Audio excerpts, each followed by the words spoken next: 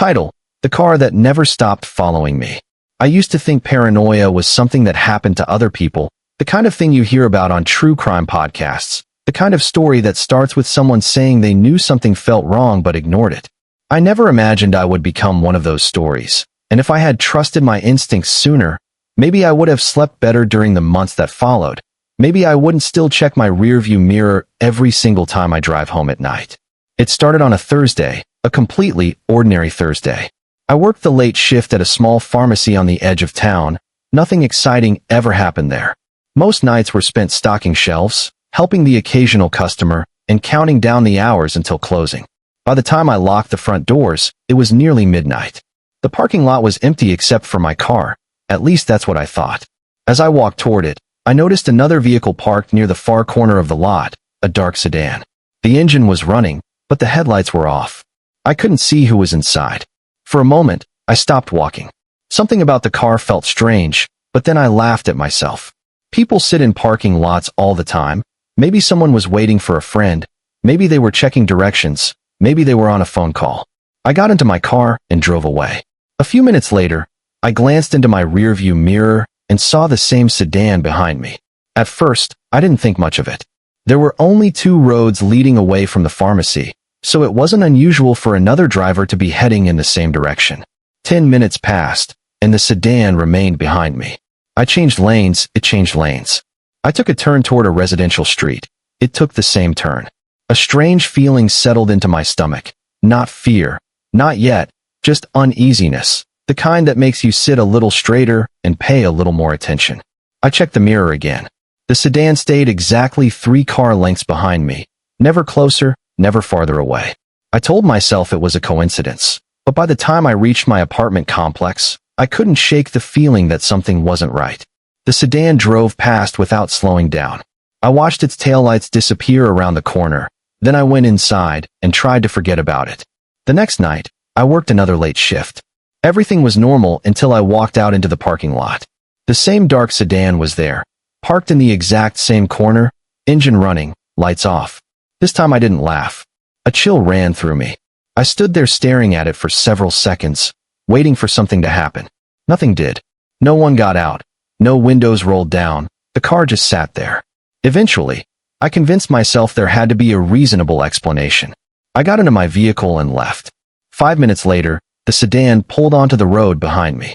My hands tightened around the steering wheel. I told myself not to panic. I told myself there was probably an innocent explanation. But deep down, I already knew something was wrong. The following week, things got worse, much worse. The sedan began appearing everywhere. Outside the grocery store, across the street from my apartment, at a gas station, near my gym. Always distant enough to make me question myself. Always close enough to make me uncomfortable. I never saw the driver's face, not once, and that uncertainty was somehow worse than seeing someone. Because my imagination filled in the blanks. Every night, I wondered who was inside. Every night, I wondered why they were watching me. Every night, I found no answers. Then came the text message. I was sitting alone in my apartment when my phone buzzed. The screen showed an unknown number. The message contained only 4 words. "You're home early tonight." My heart stopped. I stared at the screen, then slowly looked toward the living room window. The curtains were open. Outside was darkness, nothing else. No movement, no people, no cars, just darkness. Slowly, I walked across the room and closed the curtains. For the first time, I felt genuine fear. Someone knew where I lived. Someone was watching. And somehow, they had my phone number. I blocked the number immediately. An hour later, another message arrived from a different number. Closing the curtains won't help. I didn't sleep that night. Not even for a minute. Every sound inside the building made me jump. Every creak in the hallway sounded like footsteps approaching my door. Around 3 in the morning, I heard something outside my bedroom window, a scraping noise, slow, deliberate, like something dragging across the wall. I froze. The sound continued, closer and closer, then suddenly stopped. Silence filled the room. A full minute passed. Then another. Finally, I gathered enough courage to look outside. What I saw made my blood run cold. Someone was standing in the parking lot, staring directly at my window, completely motionless, as if they had been waiting for me to look. I don't know how long I stood there staring at the figure. It could have been 10 seconds, It could have been a minute. The person never moved. They didn't wave. They didn't step forward. They didn't look away. They simply stood there beneath the dim parking lot light, watching my window. My hands were shaking so badly, I almost dropped my phone. The first thing I did was call the police. While waiting for them to arrive, I never took my eyes off the figure. Every part of me expected them to suddenly run toward the building or disappear into the darkness, but neither happened. They remained exactly where they were. When the police finally arrived 15 minutes later, I rushed to the living room window and pointed outside. The parking lot was empty. The figure was gone. One of the officers searched the area while another took my statement. I told them about the sedan, the messages, and the person outside my apartment. They listened carefully, but without a license plate number or security footage, there wasn't much they could do. Before leaving, one of the officers gave me advice. Document everything. At the time, it sounded simple. Later, I realized it was the only reason I managed to keep my sanity. The next morning, I bought a notebook and started recording every strange thing that happened. Every sighting of the sedan. Every unknown call. Every suspicious text message. At first, the notebook remained mostly empty. Then the entries started filling entire pages. 3 days later, I found something sitting outside my apartment door. A small brown envelope. There was no name on it. No address. No stamp. Just a plain envelope lying on the welcome mat. My stomach tightened immediately. I looked down the hallway. Nobody was there. Slowly, I picked it up and carried it inside. Part of me wanted to throw it away unopened. Instead, I sat at the kitchen table and carefully pulled out the contents. Inside was a single photograph. The picture showed me leaving work. I recognized the pharmacy parking lot instantly. The photograph had clearly been taken from inside another vehicle. The timestamp printed in the corner showed it had been taken 2 nights earlier. My chest felt tight. Whoever was following me wasn't just watching anymore. They were collecting memories. I turned the photo over. Written on the back in black marker were 3 words. Nice blue jacket. I nearly dropped it. Because that night I had been wearing a blue jacket. The stalker hadn't just photographed me. They had been close enough to notice details. Close enough to study me. Close enough to know exactly what I was wearing. That evening, I installed security cameras around my apartment. One facing the front door. One facing the parking lot. One overlooking the hallway. For the first few nights, nothing happened. Then, at 2:14 in the morning, my phone alerted me to movement outside the door. I opened the camera feed. At first, I thought the hallway was empty. Then I noticed a shadow. Someone was standing just outside the camera's field of view. Only part of their shoulder was visible. Whoever it was seemed to know exactly where the camera couldn't see. I watched the feed in silence. The shadow remained there for nearly 20 minutes. Not moving. Not knocking. Just standing outside. Watching. Eventually, it disappeared. The next morning, I checked the footage again. My blood ran cold. Whoever had been standing there wasn't hiding from the camera. They were hiding from me. Because every few minutes, the shadow would lean slightly forward, just enough for one eye to become visible. An eye staring directly through the peephole. Watching my apartment from inches away. For 20 straight minutes. I called the police again. This time, I showed them the footage. The officer agreed it was disturbing, but the image quality was too poor to identify anyone. I felt trapped. Every day, I looked over my shoulder.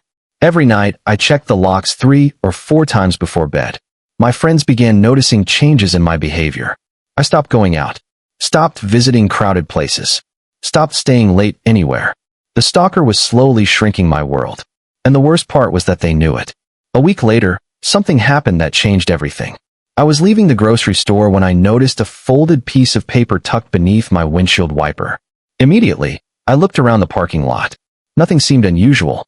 Cars came and went. People loaded groceries. Everything looked normal.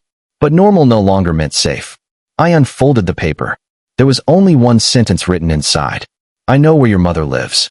For a moment, I couldn't breathe. Fear instantly turned into panic. Until then, the stalking had been focused on me. Now someone was threatening my family. I drove straight to my mother's house. The entire drive, I checked every mirror. And for the first time in several weeks, I didn't see the dark sedan. That should have made me feel better. Instead, it terrified me even more. Because if the sedan wasn't following me, then where was it? The closer I got to my mother's neighborhood, the harder my heart pounded. Every red light felt too long. Every passing car made me glance twice. By the time I pulled into her driveway, My hands were gripping the steering wheel so tightly that my knuckles had turned white. My mother answered the door with a smile. The sight of her standing there unharmed should have made me feel relieved. Instead, it made me realize how badly things had gotten. I stepped inside and immediately asked if she had noticed anyone suspicious recently, any strange cars parked nearby, anyone knocking on the door, anything unusual at all. At first, she looked confused. Then her expression changed. She told me that about a week earlier, a man had come to the house asking for directions. She hadn't thought much of it at the time. He seemed polite. He claimed he was lost and trying to find a nearby street. I asked her what he looked like. She couldn't remember much.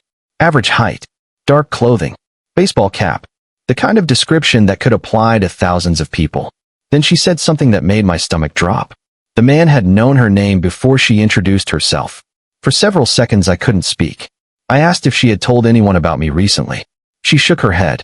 That meant the stalker hadn't accidentally found her. He had intentionally searched for her. I spent the rest of the evening installing additional locks and helping her set up security cameras. I didn't tell her everything. I didn't want to scare her. But deep down I knew this was no longer just about me. Someone was digging into my life. Someone was mapping out the people closest to me. When I finally left her house, it was nearly midnight. The roads were mostly empty. The neighborhood disappeared behind me as I entered a stretch of highway surrounded by dark woods. For the first 20 minutes, everything seemed normal. Then headlights appeared in my rearview mirror. A dark sedan. My chest tightened instantly. The same shape. The same distance. The same feeling. It was back. The sedan stayed several car lengths behind me as I continued down the highway. I accelerated. It accelerated. I slowed down. It slowed down. There was no longer any doubt. This wasn't a coincidence. Whoever was inside wanted me to know they were there. I grabbed my phone and considered calling the police. Then something happened. The sedan turned on its high beams. Bright white light flooded my mirrors, making it difficult to see the road ahead. I adjusted the mirror. The lights remained on. For nearly 5 minutes, the driver continued blinding me. Then suddenly the lights switched off.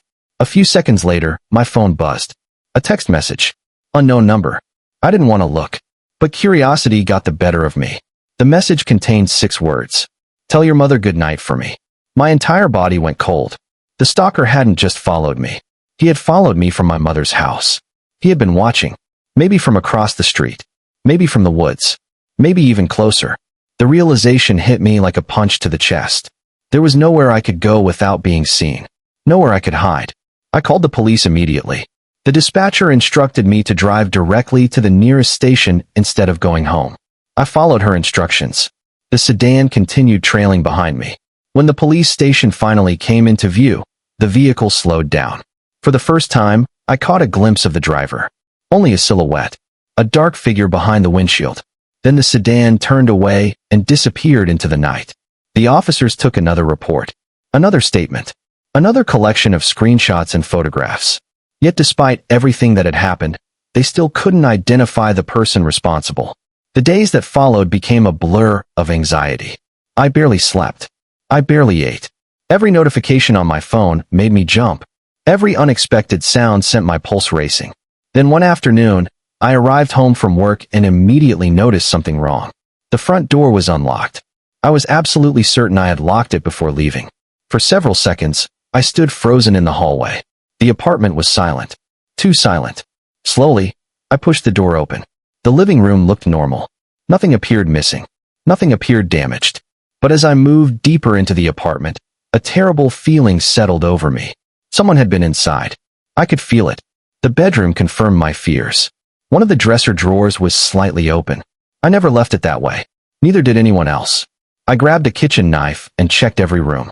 No one was there. The apartment was empty. Or at least it was now. Then I noticed something sitting on my bed. A photograph. My blood froze. It was a picture of me sleeping. Taken from inside my bedroom. The timestamp showed it had been taken 6 nights earlier. I stared at the image in disbelief. The angle was impossible. The photograph had been taken from inside the room. Inside my apartment. Inside my bedroom. Someone had stood only a few feet away while I slept. And I had never known. My hands shook so violently I almost dropped the picture. Then I noticed writing along the bottom. A single sentence. You look peaceful when you're asleep. For the first time since this nightmare began, I wasn't just afraid. I was terrified. Because the stalker no longer needed to watch me from outside. The stalker had already found a way inside. I called the police the second I found the photograph. Within 20 minutes, 2 officers were inside my apartment, examining every room, every window, every lock. I showed them the picture, the messages, the footage from the hallway camera, and the note that had been left on my car. For the first time since this nightmare began, I could see genuine concern on their faces. One of the officers carefully inspected the bedroom window. A few moments later, he called the other officer over. The lock had been tampered with. Someone had managed to open it from the outside. Not recently. Repeatedly. The marks on the frame suggested it had happened more than once. As soon as I heard that, a horrible realization hit me. The stalker hadn't entered my apartment one time. He may have entered several times. The thought made me physically sick. That night, I didn't stay at home. I checked into a small hotel on the other side of town and paid for several nights in advance. I didn't tell anyone where I was staying. Not my coworkers. Not my friends. Not even my mother. I wanted to know whether the stalker truly knew everything about me, or if he was simply taking advantage of predictable routines. For the first day, nothing happened. No messages. No calls. No sightings. For the first time in months, I almost felt normal. Then, shortly after midnight on the second night, my phone buzzed. Unknown number. Just one message. Nice room. I stared at the screen. My entire body went numb. I slowly looked around the hotel room. The curtains were closed. The door was locked. The television was off. Everything appeared normal. Yet somehow, the stalker knew exactly where I was. I rushed to the window and pulled the curtain aside. Below, the parking lot was mostly empty. Only a handful of vehicles remained. Then I saw it. The dark sedan, parked beneath a broken streetlight. Waiting. Watching. My hands started shaking uncontrollably. I immediately called the front desk and requested another room.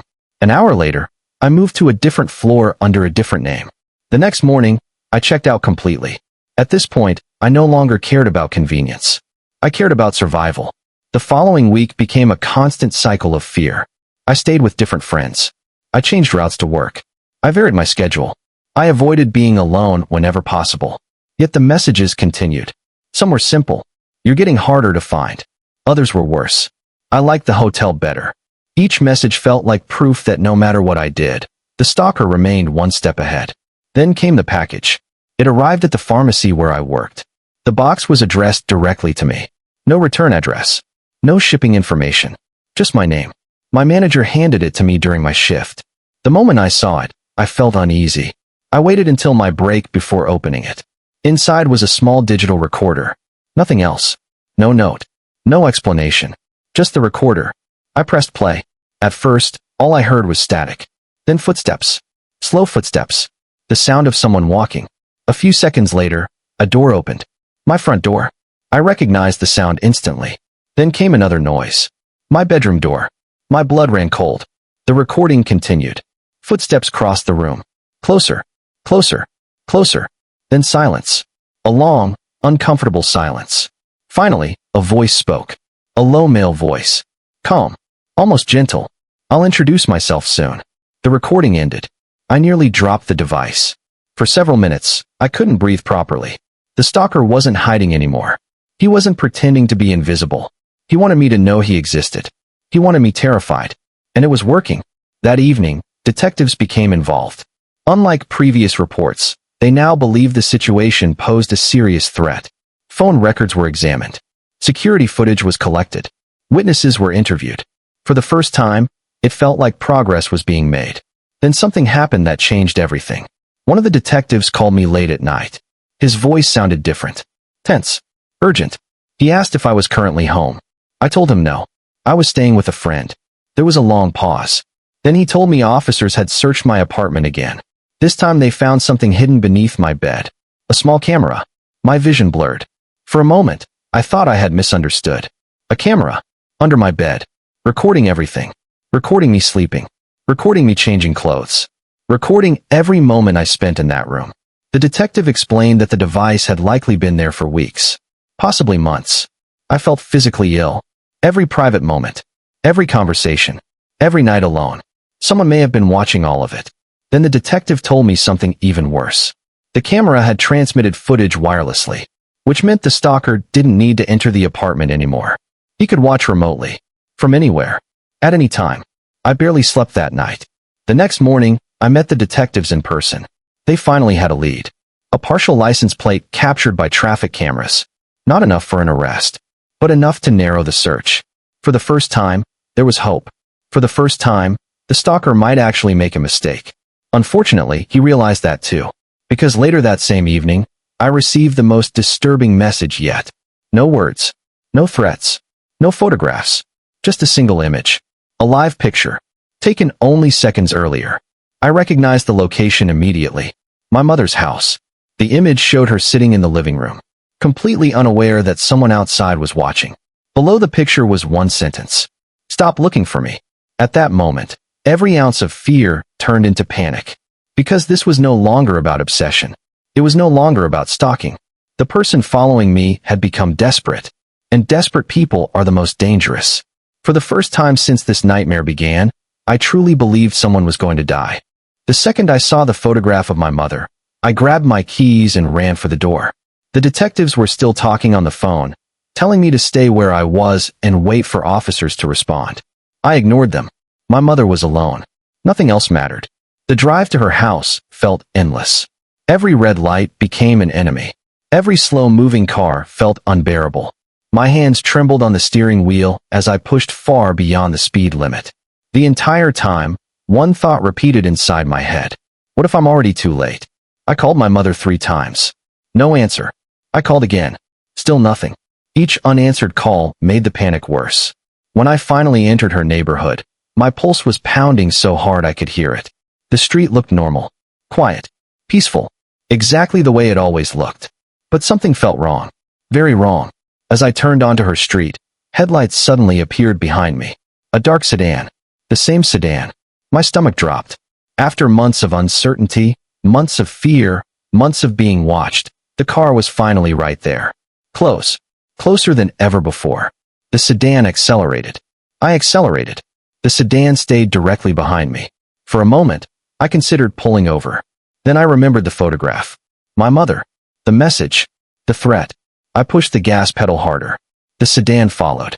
House after house flashed past my windows. Then I saw my mother's driveway.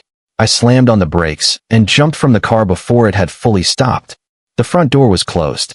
The lights were on. I sprinted toward the entrance. Behind me, I heard tires screech. The sedan had stopped in the middle of the road. I turned. For the first time, the driver's door opened. A man stepped out. Tall. Thin. Dark clothing. Exactly the kind of figure I had imagined 1,000 times. Yet seeing him in real life was somehow worse. Much worse. He wasn't hiding anymore. He wasn't watching from a distance. He was here. Only a few yards away. For several seconds neither of us moved. The entire street seemed frozen.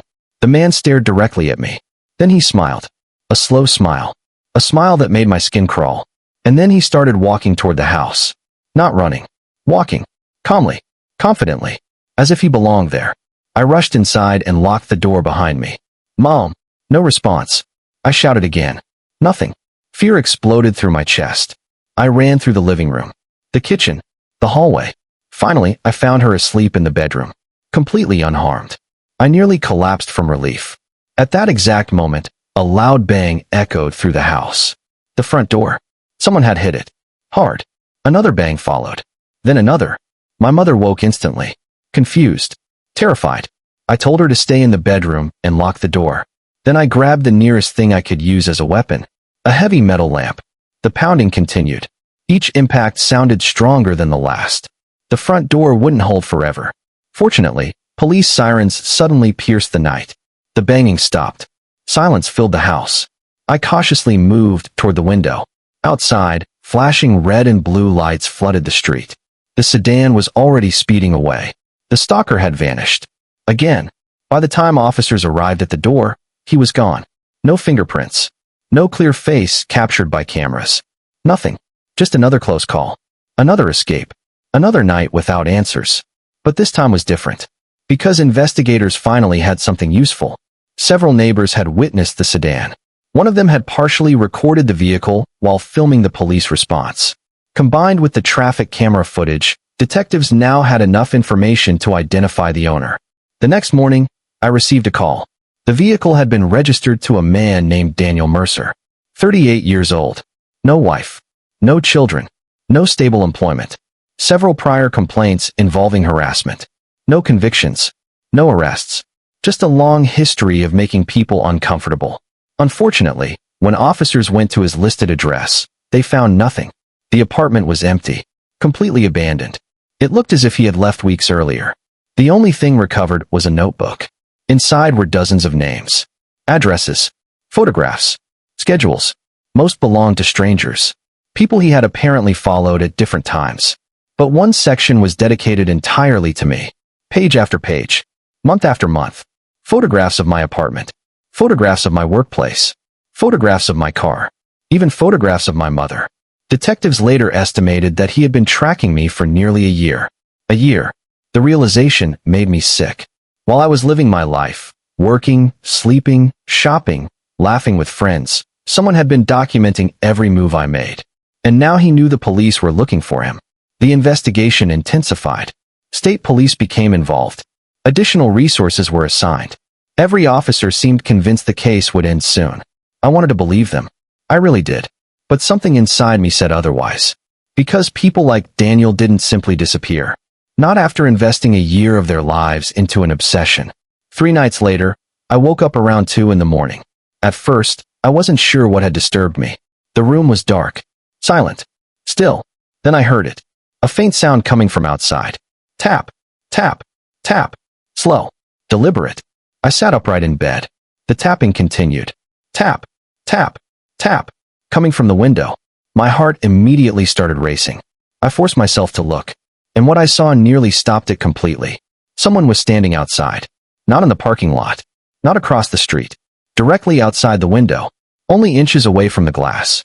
Watching me. Smiling. And for the first time since this nightmare began, I could clearly see his face. For a moment, I couldn't move. I couldn't breathe. I couldn't even blink. The man outside the window was exactly where the darkness ended and the pale glow of the streetlight began. His face was thin, almost unnaturally thin. Dark circles surrounded his eyes. His hair hung loosely across his forehead. But what terrified me most wasn't his appearance. It was the smile. The same smile I had seen the night he stepped out of the sedan. The same calm, confident smile. The smile of someone who believed he was in complete control. Daniel Mercer. After months of uncertainty, months of fear, months of wondering who was behind the messages, photographs, and threats, I was finally looking directly at him. And he was looking directly at me. Neither of us moved. Then, very slowly, he raised one finger and pressed it against the glass. A quiet tapping sound echoed through the room. Tap, tap, tap. My body finally reacted. I grabbed my phone and called 911. The moment Daniel saw the phone in my hand, his smile disappeared. For the first time, his expression changed. He looked angry. Not furious. Not violent. Just disappointed. As though I had broken some invisible rule. Then he stepped backward into the darkness. Gone. I rushed to the window. Nothing. The parking lot was empty. No footsteps. No movement. No sign that anyone had ever been there. Police arrived within minutes. Officers searched the entire area. Again. Nothing. No Daniel. No sedan. No evidence beyond a few footprints beneath the window. The investigation continued for weeks. Then months. Authorities searched multiple cities. They tracked financial records, phone activity, vehicle registrations, security footage. Every lead eventually ended the same way. Dead end. Daniel Mercer seemed to vanish completely. Eventually, the active investigation slowed down. The calls became less frequent. The updates stopped coming. Life began moving forward. At least on the surface. I relocated to another state. Changed jobs. Changed phone numbers. Changed nearly every part of my routine. My mother moved as well. For the first time in over a year, things started feeling normal again. The messages stopped. The sightings stopped. The fear slowly faded. People told me I should be relieved. That I had survived. That it was over. Part of me wanted to believe them. But another part never could. Because I knew something nobody else understood. Daniel had never behaved like someone who wanted attention. He behaved like someone who wanted control. And people like that rarely let go. Nearly 2 years passed without incident. 2 full years. Then one evening, I came home from work and found a small package sitting outside my front door. No shipping label. No return address. Just a plain cardboard box. The sight of it immediately brought back memories I had spent years trying to bury. For several minutes, I simply stared at it. Part of me wanted to throw it away unopened. Part of me already knew where it came from. Eventually, curiosity won. I carried the package inside, carefully opened it, and froze. Inside was a single photograph. Nothing else. No note. No explanation. Just a photograph. My hands trembled as I picked it up. The image showed a man sitting at an outdoor cafe. At first, I didn't recognize him. Then my stomach dropped. The man in the picture was me. The photograph had clearly been taken recently. Very recently. Judging by the clothes I was wearing, it couldn't have been more than a week old. I slowly turned the picture over. There was writing on the back. Only 4 words. I found you again. The room suddenly felt smaller. The walls seemed closer. The air felt heavier. Every fear I thought I had escaped came rushing back all at once. I immediately contacted authorities. The photograph was analyzed. Fingerprints were checked. Nothing. No usable evidence. No witnesses. No surveillance footage. It was as if the package had appeared from nowhere. Weeks passed. Then months. No additional messages arrived. No sightings occurred. Nothing happened. Which somehow made it worse. Because uncertainty leaves room for imagination. Every stranger became suspicious. Every unfamiliar car became a threat. Every unexpected noise in the middle of the night made my heart race. Years have passed since then. The photograph remains locked inside a safe. The police file remains technically open. Daniel Mercer remains missing. Officially, nobody knows where he is. Officially, nobody knows if he's alive. Officially, nobody knows whether he's still watching. Most days, I manage to convince myself that he's gone. Most days, I live a normal life. Most days, I almost forget. Almost. But every now and then, usually late at night, I'll be driving home alone and glance into my rearview mirror. And sometimes, just for a second, I notice a dark sedan several car lengths behind me. Always the same distance. Never closer. Never farther away. Maybe it's coincidence. Maybe it's paranoia. Maybe it's nothing at all. But I still find myself checking twice. Because the last time I ignored that feeling, it changed my life forever. And somewhere deep down, a part of me still wonders if Daniel Mercer is out there. Watching. Waiting. Following. Just beyond the reach of the headlights. Just beyond the edge of the darkness. Just far enough away for me to question whether he's really there. And maybe that's exactly how he wants it.